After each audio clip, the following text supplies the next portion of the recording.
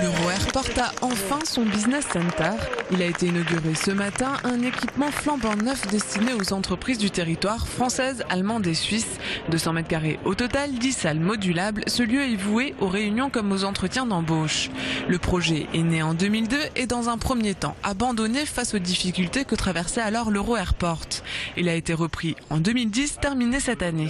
Maintenant, c'est un vrai business center avec un accueil, avec un petit service secrétariat. On peut se faire des copies avec des possibilités de faire du videoconferencing aussi.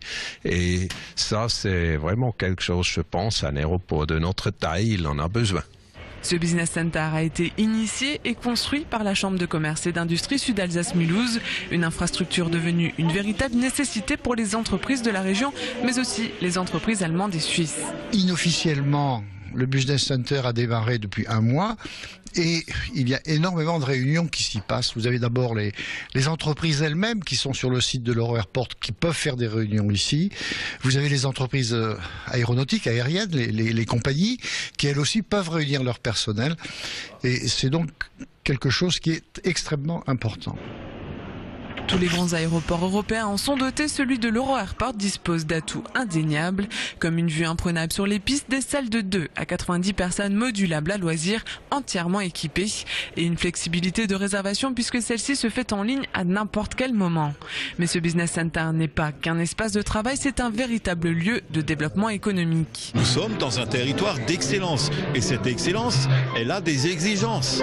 Si nous n'y restons pas, eh bien, vous savez, on est très rapidement dépassé. C'est pour ça que des infrastructures d'une importance capitale, telles que la deuxième tranche du TGV Rhône, vous savez, aujourd'hui on a l'impression, ouais, c'est plus très utile, ça coûte cher, etc.